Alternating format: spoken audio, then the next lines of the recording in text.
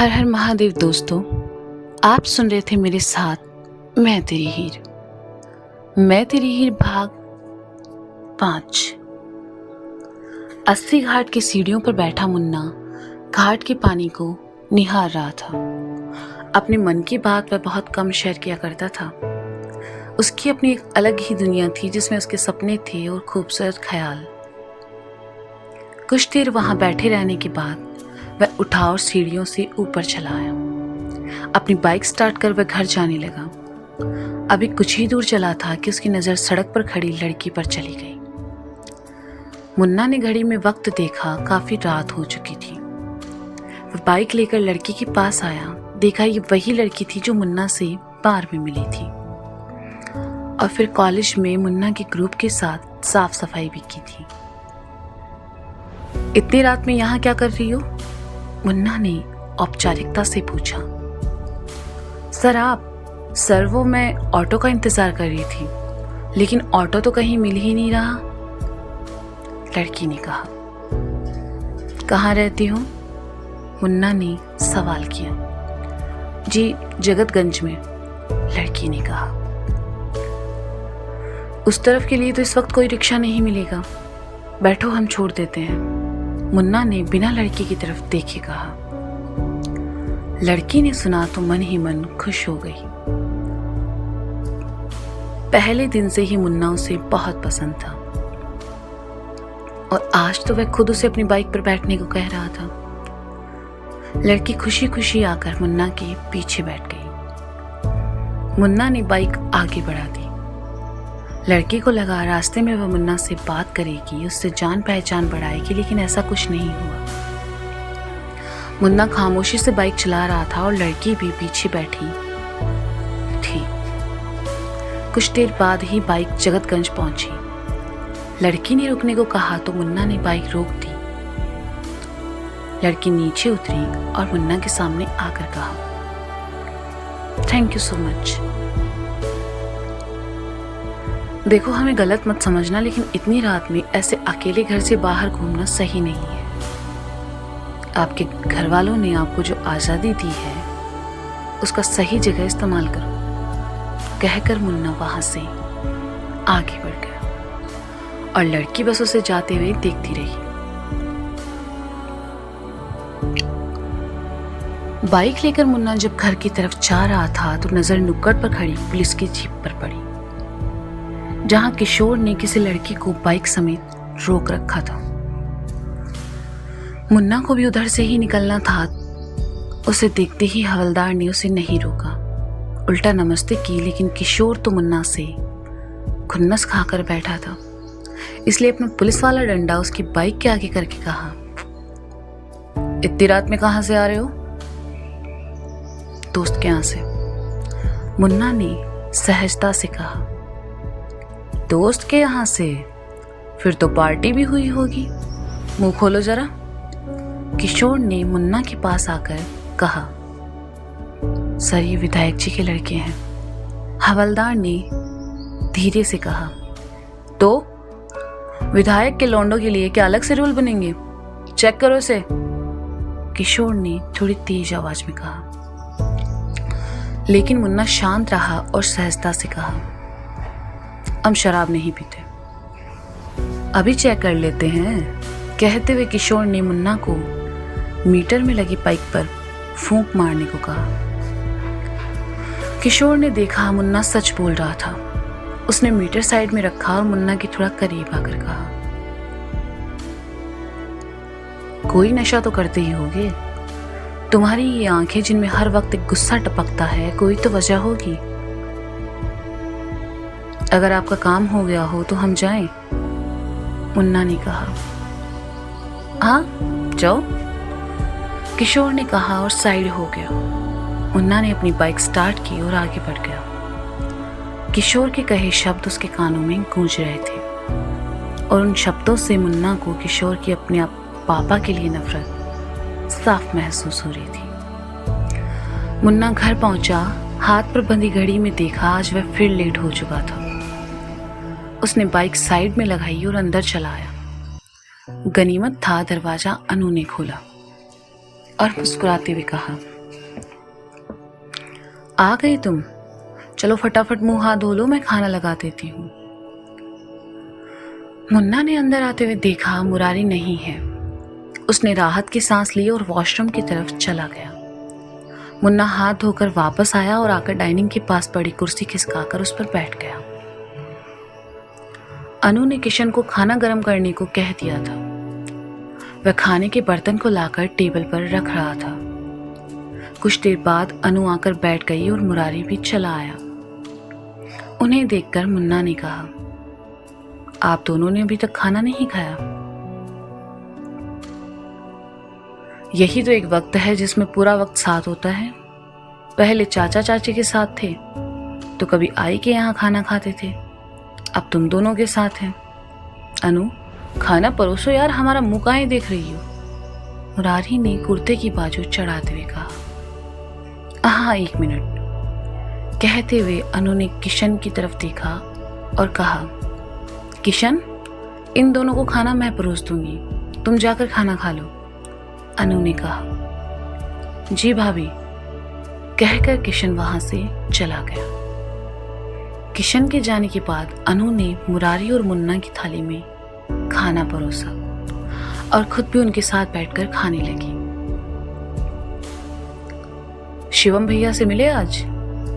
मुरारी ने मुन्ना से पूछा। हाँ, कॉलेज के बाद गए थे उनके घर। मुन्ना ने बिना मुरारी की तरफ देखे खाना खाते हुए कहा। तो क्या कह रहे थे भैया? मुरारी ने पूछा। अगले हफ्ते से दिवाली की छुट्टियां हैं तो बड़े पापा चाहते हैं कि हम इंदौर जाकर काशी को लेकर आए। मुन्ना ने कहा। क्या कहा?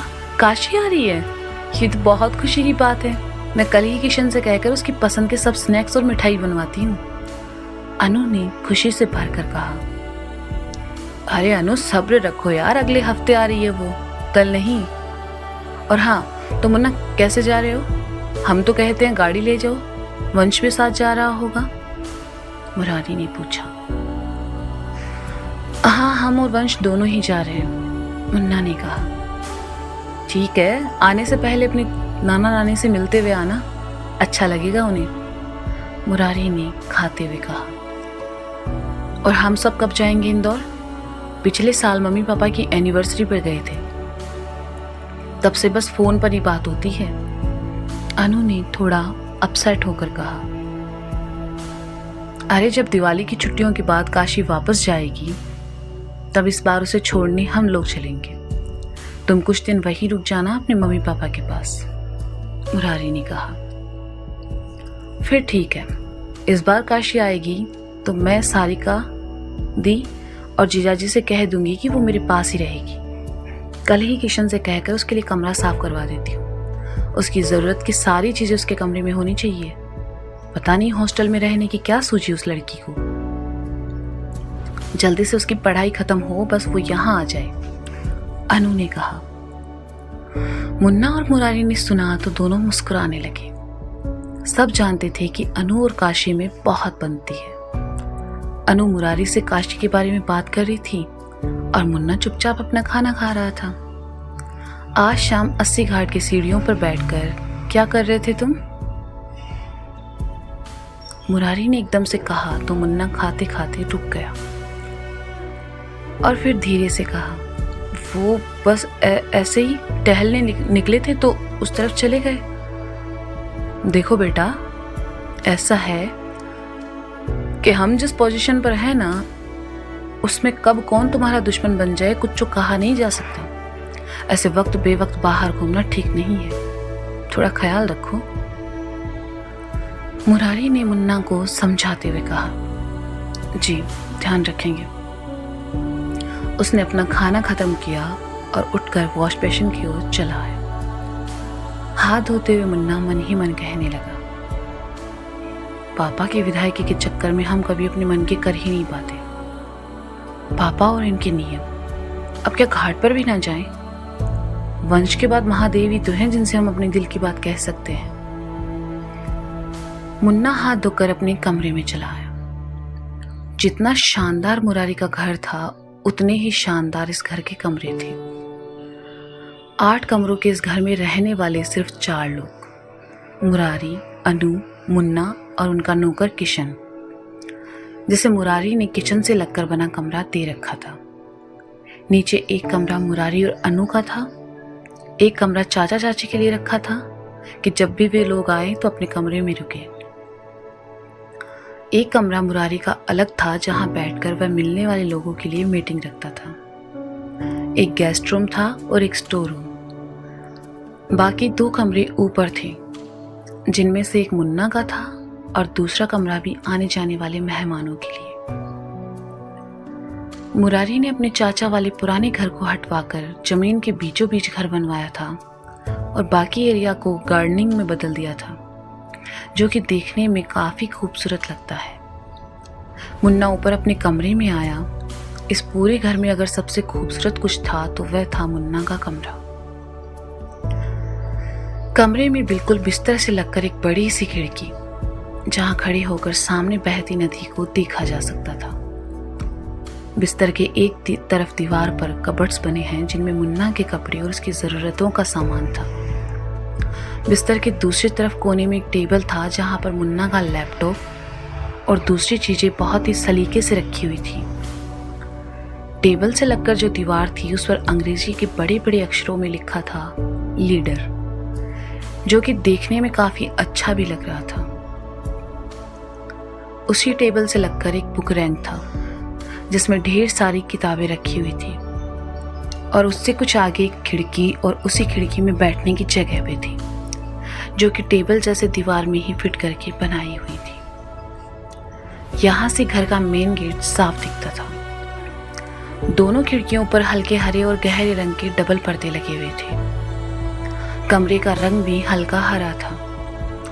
एक दीवार पर फैमिली फोटो लगा हुआ था तो दूसरी दीवार पर एक बड़ी ही खूबसूरत महादेव की बड़ी सी पेंटिंग, जिसमें महादेव ध्यान की मुद्रा में थे। कमरे में अटैच बाथरूम था।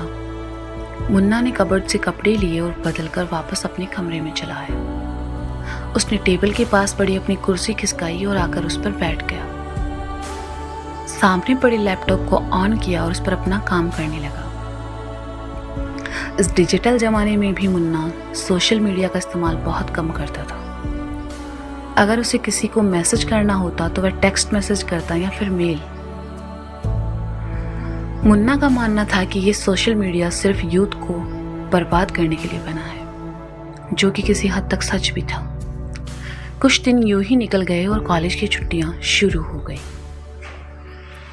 मुन्ना घर आया तो शिवम ने फोन करके सुबह इंदौर के लिए निकल जाने को कहा। वंश तो बहुत खुश था। उसने रात को ही अपनी पैकिंग कर ली। कितने दिनों बाद उसे बनारस से बाहर जाने का मौका मिल रहा था। वह तो ये सोचकर ही बहुत खुश था।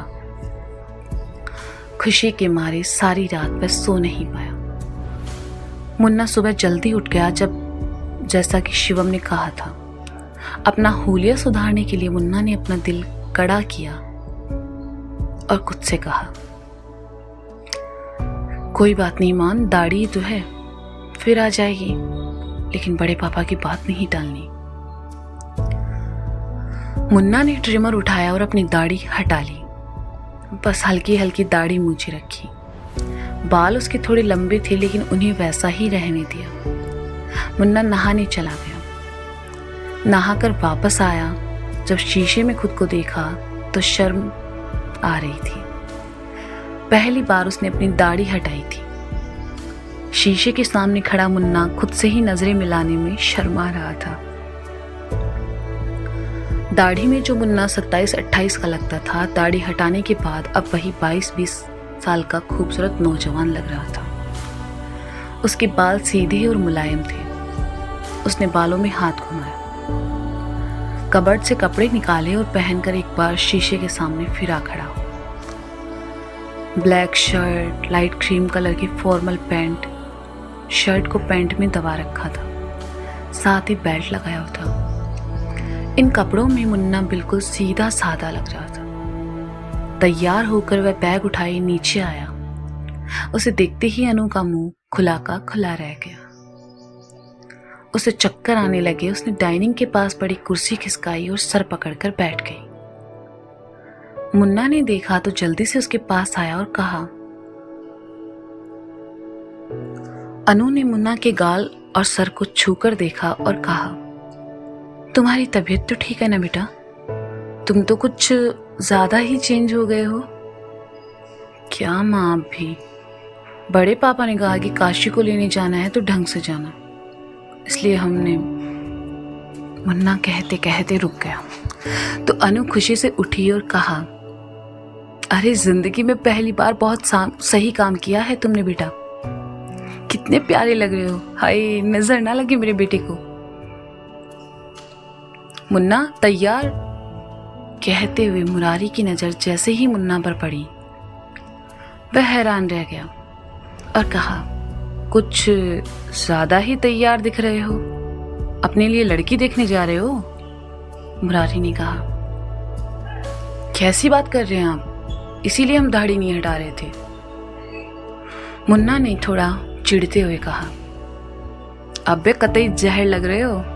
इंदौर की लड़कियां पगला जाएगी तुम्हें देख के। क्यों अनु? मुरारी ने अनु के पास आकर कहा तो अनु ने मुरारी को घूरते हुए कहा, मेरे बेटे के लिए लड़की मैं पसंद करूंगी। मुन्ना ने सुना तो अपना बैग उठाकर पीठ पर टांगते हुए कहा, माँ पापा हमें देर हो रही है, वंश हमारा इंतजार कर रहा है, हम चलते हैं। हाँ बेटा, और ध्यान से जाना, नानू को फोन कर देना, वो आ जाएंगे दोनों को लेने। अनु ने मुन्ना के साथ साथ चलते हुए कहा। बाहर आकर मुरारी ने अपनी नई गाड़ी की चाबी मुन्ना की ओर बढ़ाकर कहा, ज्यादा स्पीड में मत चलाना।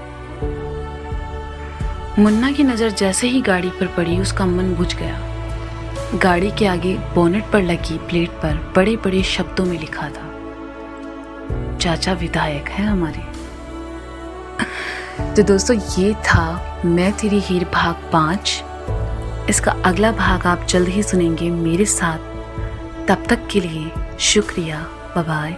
अपना ख्याल रखें और सुनते रहें मैं तेरी हीर। और हाँ, अगर कहानी आपको पसंद आ रही है या कहानी से कोई शिकायत है तो कमेंट सेक्शन में ज़रूर बताएं। हर हर महादेव।